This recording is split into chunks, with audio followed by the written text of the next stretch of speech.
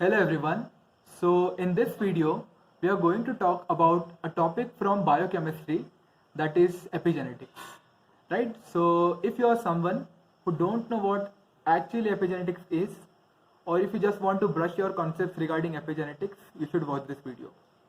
Also, many students, they feel that epigenetics is actually a very difficult topic, but it is actually not. Right? So let's try and make this topic easy. Okay, so before we start with this topic, let us try to understand what is the role of epigenetics in our body. So, we know that in our genome, in a human genome, we have around 20,000 to 25,000 genes, right? So, there are almost 20 to 25,000 genes. But are all those genes expressed in each and every cell?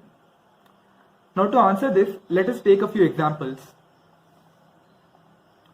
When we talk about red blood cells, neurons and muscle cells, now all these cells, they have the same DNA or the same genome inside them, but all of them have different structures, they have different functions, right? Also, if we look at the contents of this cell, red blood cells, they have hemoglobin but no dopamine or myoglobin. Similarly, neurons, they have dopamine, and muscle cells, they have myoglobin.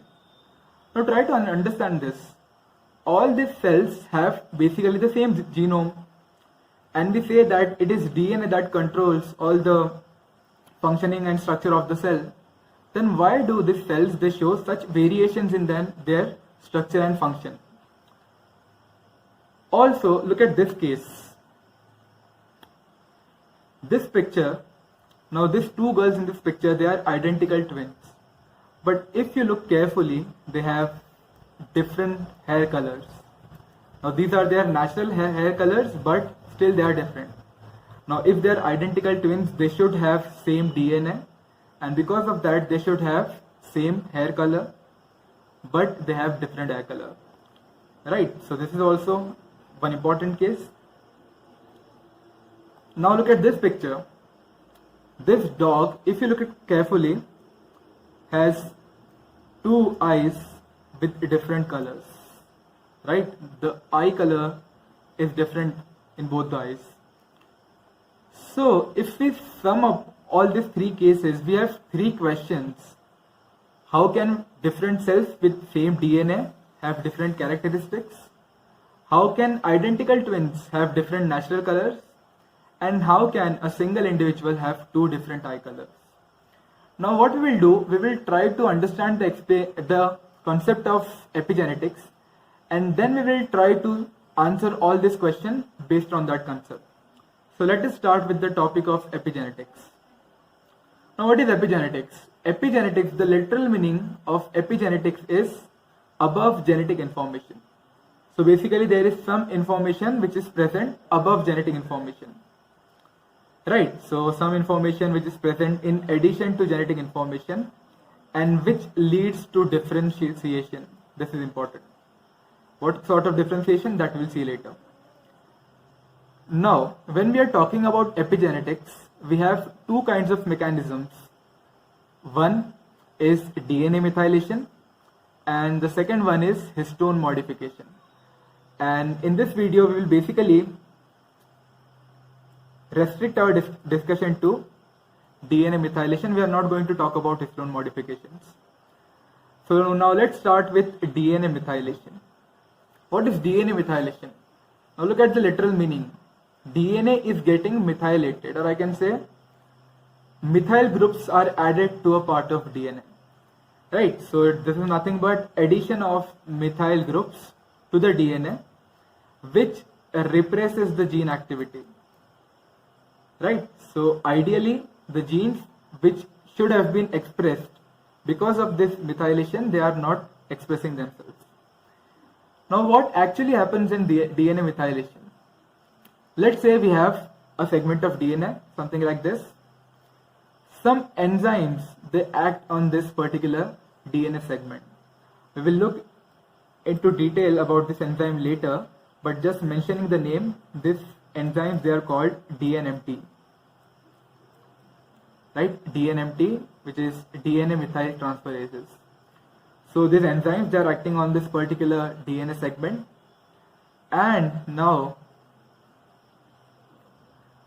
there is addition of methyl groups, right? Methyl groups at certain positions in this DNA sequence. Methyl, that is CH3 groups, are added at particular points in this particular DNA sequence. Now what will happen? This methyl groups, they are going to suppress the gene activity. Now because of this particular methyl group, the gene will not be expressed. Okay, now let's dig in some more detail. So what is the site of DNA methylation? Where does this process occur? Let's say we have a DNA sequence, something like this, right? We have shown the polarity also. As you can see, here are some specific sequences in which on a particular strand we have a cytosine and a guanine, right? Now this particular sites, these are called CpG sites. Now C for cytosine, G for guanine, and obviously if this is a DNA, there should be a phosphodiester bond between the cytosine and guanine. So that P stands for the phosphodiester bond. So now these are the sites at which DNA methylation will occur. Now if in a particular DNA sequence we have multiple CpG sites, that particular sequence will be called a CpG island, right? So this is nothing but a CpG island. Okay, so now as you can see in this picture, at this cytosine base, the methyl groups are getting added. So the site for DNA methylation is CpG site, but specifically we can say that on the cytosine base pair, the methyl groups are added on the cytosine residues. Also, one thing which you have to remember, these CpG islands, they are mostly present in the promoter regions. They are present in the promoter regions. Now, as you know that promoter regions are the site at which transcription starts. So, if the promoter sites, if there is methylation at the promoter sites, obviously there will be no transcription and gene activity will be suppressed. Okay, now let's look at the molecular level of this process. So this is a cytosine molecule, and this cytosine molecule, after methylation, it is getting converted into methyl cytosine, right? Methyl is added at this position. So the enzyme, we have seen the enzyme which is catalyzing this process, this reaction is DNMT enzyme, and the methyl group donor, now that is S-adenosyl methionine, which will get converted into S-adenosyl homocysteine. So this is the molecular process. Cytosine getting converted into methyl cytosine, enzyme is DNMT, and the methyl group donor is S-adenosyl methionine. Okay, now let us look at the types of DNA methylation. So there are two types of DNA methylation. One is de novo methylation. Now look at the name itself, de novo, which means there is new methylation, and second one is maintenance methylation. Okay, so let us look at them one by one. De novo methylation, this is something which occurs in embryonic life, right? As we know that initially all the cells, they are similar, but then eventually all the cells, they acquire their particular structure and function. So this particular methylation, it will occur during embryonic life. Let's say we have this particular DNA sequence, then DNMT are going to act on it. The DNA which was earlier non-methylated, right? Now this DNA will get methylated. So according to the structure and function of cell, there is different methylation pattern for all different cells, and this is what happens during de novo methylation. The second one is a little bit interesting. Maintenance methylation. Now what is maintenance methylation? This will occur at the time of DNA replication. Let's say this is a DNA segment, okay, which is undergoing replication. So now we know that DNA replication is a semi-conservative process, which means that one daughter DNA will have one strand from the parent DNA.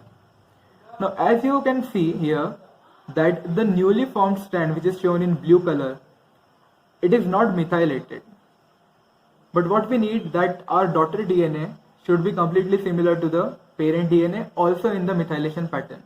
And that's why we have to now add the methyl groups at the necessary position in this daughter DNA, and this process will be maintenance methylation. Right? So remember this difference: de novo methylation, first time methylation, which is occurring during embryonic life, and this is maintenance methylation, which will occur at the time of DNA replication. Okay, now let us talk about our enzymes, DNA methyl transferases. So we have two types, we have three DNA methyl transferases, DNMT1, 3A and 3B. Out of this 3 DNMT1, it is used during maintenance methylation, and the other two, 3A and 3B, these are used during de novo methylation. Right, so for the both types of methylation we have different types of enzymes. Okay, so I guess now the concept of epigenetics is pretty much clear. Now we will try to answer all these questions. How can different cells with same DNA have different characteristics? So it is pretty much clear now, because even though they are having the same genome, they are having different methylation patterns, and finally eventually the methylation pattern is controlling which genes are getting expressed. Second question, how can identical twins have different natural hair colors? Right, so again, due to different methylation patterns, they are having different hair colors. And same goes for the third question, because of different methylation pattern, now that particular dog is having two eyes with different color. Now let us look at a very specific case of DNA methylation. We are talking about DNA methylation in cancer.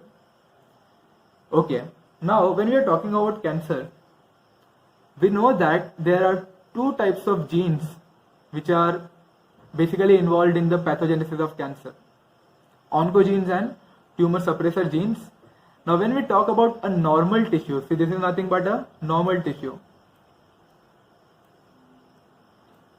So when we are talking about a normal tissue, in a normal tissue, the oncogenes, they are inactivated, and the tumor suppressor genes, they are active. Right? This is what occurs during in a normal tissue. What will happen in a cancerous tissue? Now in this case, the oncogenes, they are activated, and the tumor suppressor genes, they are inactivated. Right? So this is basically, very grossly I am talking about cancer, what actually happens in cancer. Now what actually happens is that the oncogenes which are normally inactivated, if they are hypomethylated. Now see, methylation was suppressing the gene activity, but if they are hypomethylated, the oncogenes, they will become active. Right? Similarly, if the tumor suppressor genes, they are hypermethylated, so because of hypermethylation, now they will become inactive. Right? So remember this: oncogenes, hypomethylation; tumor suppressor genes, hypermethylation. And finally, what is happening? Now one extra point which you have to remember here, along with DNMT, which are performing methylation, we also have another set of enzyme which is TET, right? 10-11 translocases. And this enzyme, it is basically involved in demethylation. So in normal cell, there is a balance between the activity of DNMT and TET. But what will happen in the cancer's condition? This balance will be disrupted. So this is about epigenetics in cancer. Right, so now what we will do, we will solve a few MCQs based on the concept of epigenetics, right, and then we will end this video. First question: which nitrogen base is methylated during DNA methylation? So very easy question. We know, not adenine, not guanine, not uracil, the cytosine, it is the particular base which is getting methylated, right? Remember CpG site, but on which base? Cytosine. Moving on to the next question, the common site of methylation in DNA is all except. Now see, CpG island for sure is correct, right? Cytosine residues, again cytosine is the site at which methylation is occurring. And also we saw that mostly all this particular CpG islands, they are present on the promoter site. So for B, C and D option, methylation is occurring. So the correct answer for this question will be operator sites. Right? There is no DNA methylation at operator sites. And last question, DNMT which is involved in maintenance methylation is. So we saw three particular DNMT, 1, 3A and 3B, out of which DNMT1, now this is involved in maintenance, and 3A and 3B, they are involved in de novo methylation, right?